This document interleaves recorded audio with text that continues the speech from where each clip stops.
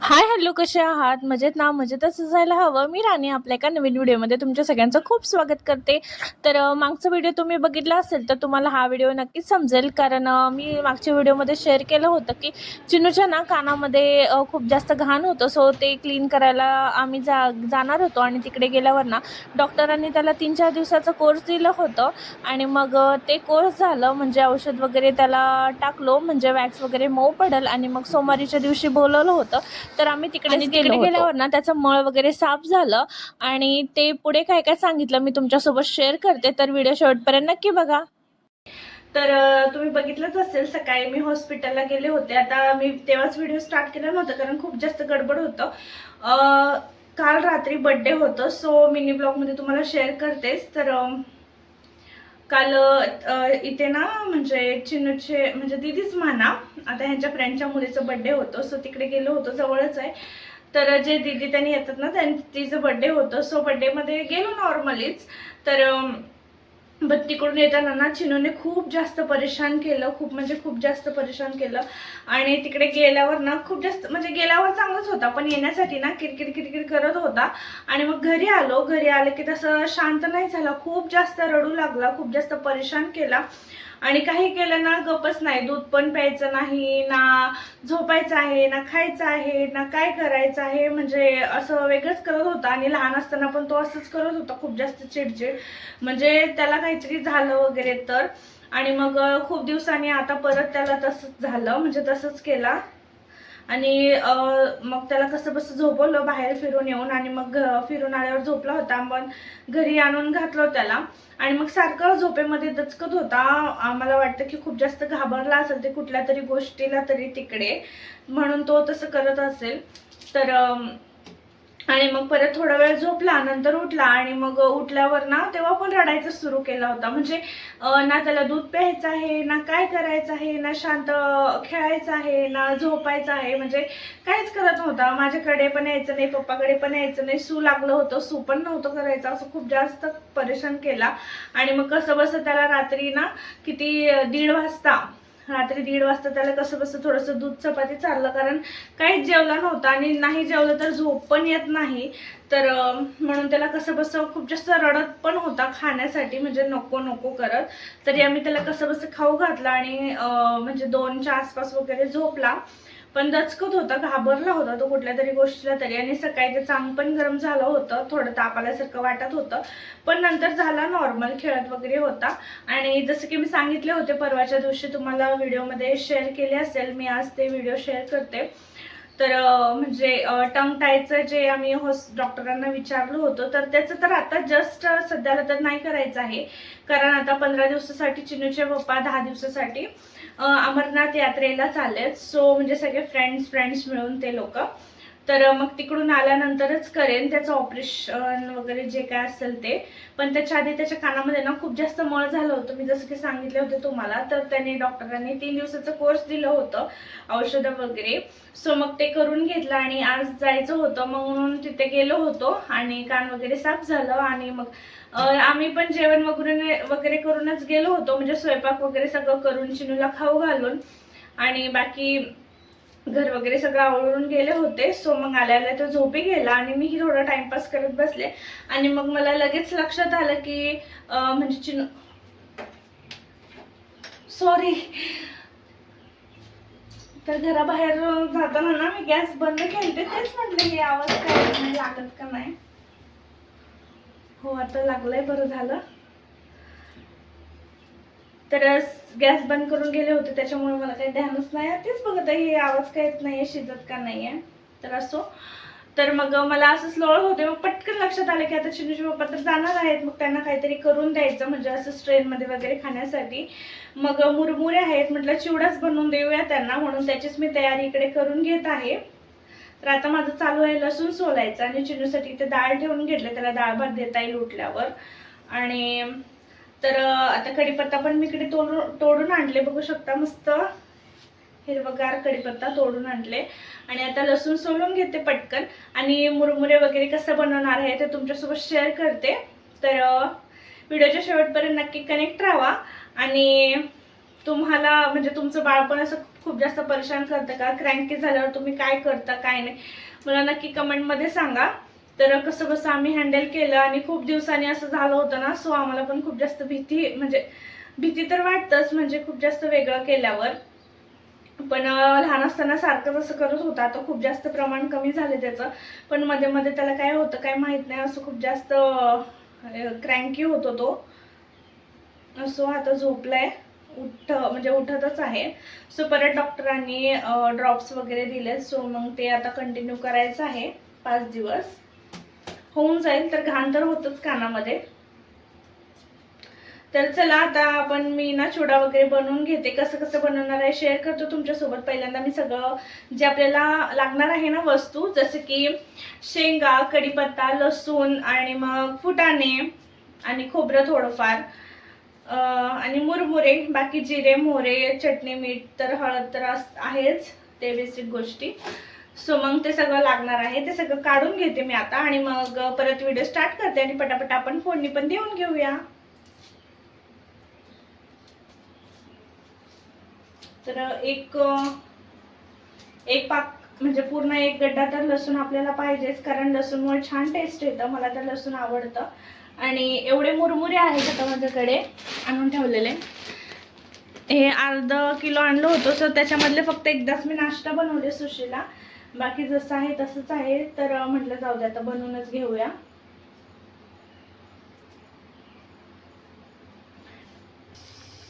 तर पहिल्यांदा तर ना आपण हे मुरमुरे ना थोडेसे भाजून घेऊया, म्हणजे मऊ वगैरे नाही पडणार. तसे हे कडकच आहेत, काही मऊ नाही आहे, बघू शकता.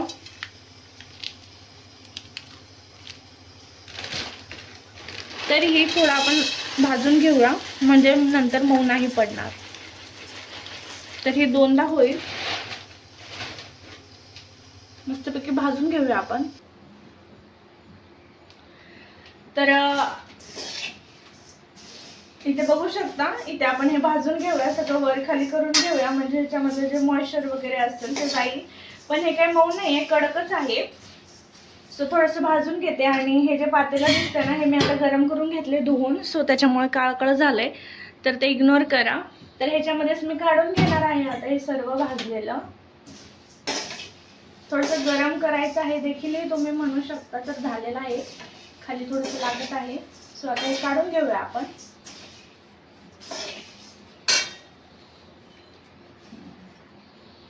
झालं गरम. आणि सगळं आपण मसाला मिक्स केल्यावरही परत ह्याला एकदा गरम करून घ्यायचं आहे. सो आता मी हे काढते.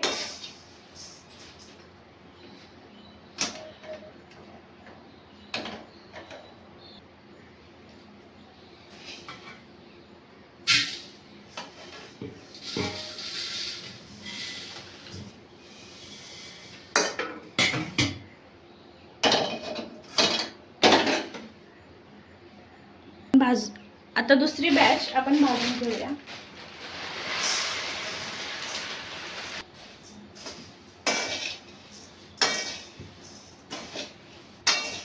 तर चिन्ह झोपलंय म्हणून मी हे आरामात करू शकत आहे, नाहीतर मग तो जागा असता तर हे बिलकुल झालंच नसतं काहीच.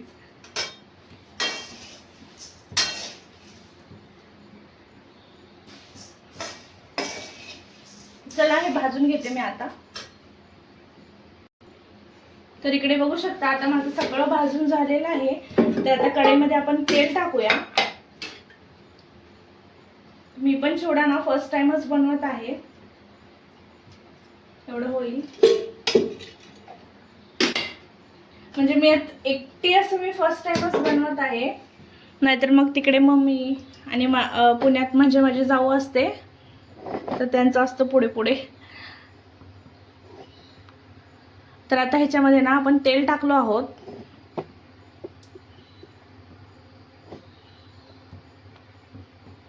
आता हे तेल छान गरम होऊ देऊया. तेल इकडे छान गरम झालेलं आहे. तर आता ह्याच्यात टाकूया आपण मोहरी आणि हे जिरे. अर्धी वाटी टाकते, हे जास्त होतं.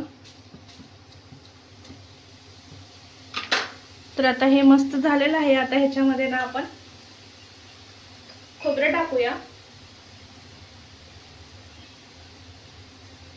तर इथे मी खोबरं मस्त असं बारीक म्हणजे लांब लांब कापून घेतलं आहे, तर ह्याच्यामध्ये टाकून देते.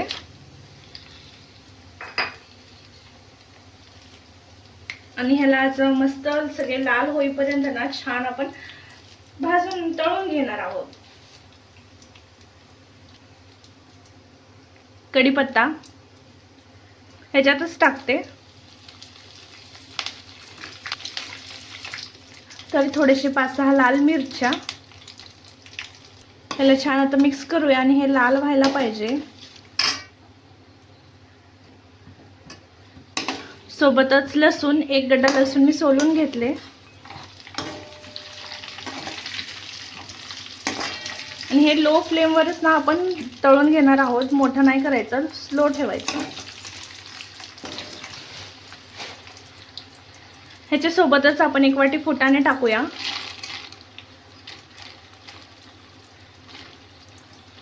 सगळं हे स्लो फ्लेमवरच आपल्याला करून घ्यायचं आहे. आणि शेंगा जेवढे जास्त असेल तेवढं चिवड्याला ना जास्त छान टेस्ट येतं. सो आता मी 1 वाटी इथे शेंगा टाकते.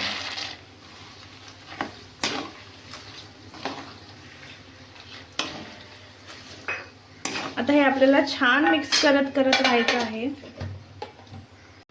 तर बघू शकता इकडे आता मी सगळं मिक्स करून घेतलं आहे. आपण चटणी मीठ वगैरे ते नंतर टाकूया. पहिल्यांदा हे छान लाल करून घेऊया.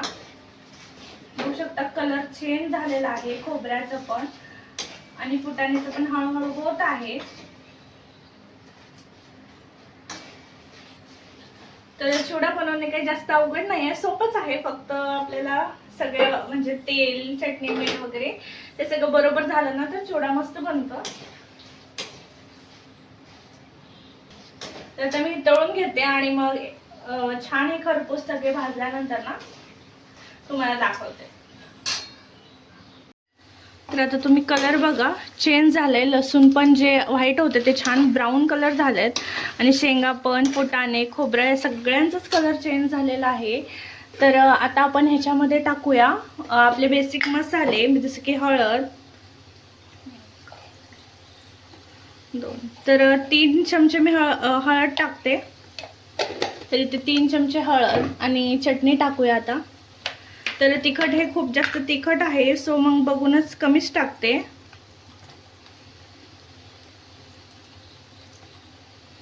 अडीच चमचा टाकते मी. आणि आता मीठ हातानेच टाकते.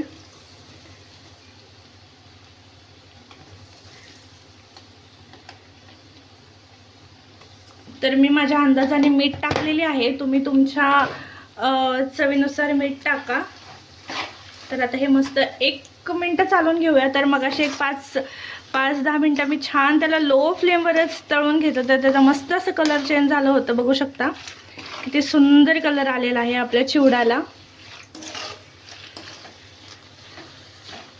तर आता हे बंद करून घेते गॅस 1 मिनिट चालवून.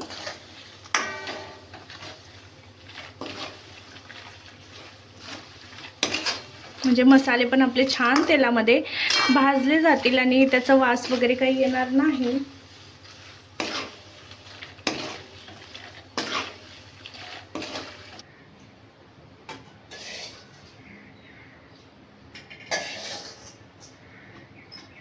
तर ह्याला ना आता आपल्याला छान मिक्स करून घ्यायचं आहे वरून खाली.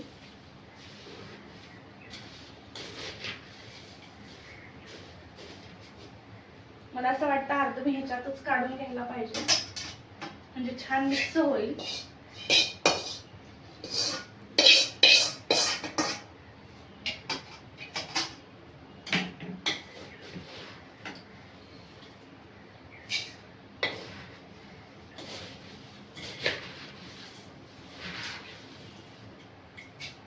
आता इथे बघा छान मिक्स करता.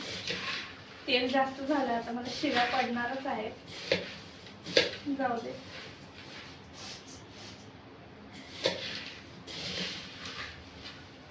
आता टेस्ट करून बघूया. थोडंसं तेल जास्त झालंय पण तुम्ही कमी टाका.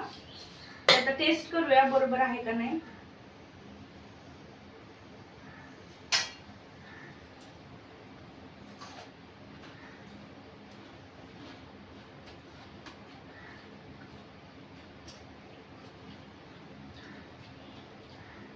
एकदम परफेक्ट आहे. तर हे जे चिवडा बनला आहे आपलं ते एकदम परफेक्ट बनला आहे. म्हणजे मीठ तिखट वगैरे सगळं बरोबर आहे. फक्त एकच गोष्ट जास्त झालं ते म्हणजे तेल. आता हे आल्यावर मला थोडंसं ओरडणार आहेत की तेल कमी टाक, पण छान झालंय असं म्हणून. तर इकडे सगळं छान मिक्स करून ना मी थोडंसं म्हणजे थंड व्हायला ठेवलं होतं.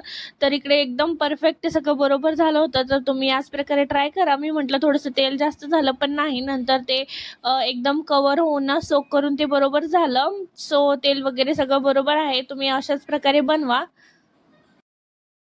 सो तर चला आता पुढे काय होणार आहे तुमच्यासोबत नक्कीच शेअर करते. सो ब्लॉगच्या शेवटपर्यंत नक्की कनेक्ट राहा आणि ही रेसिपी नक्की ट्राय करा. खूप बेस्ट झाला आहे, खूप टेस्टी झाला आहे.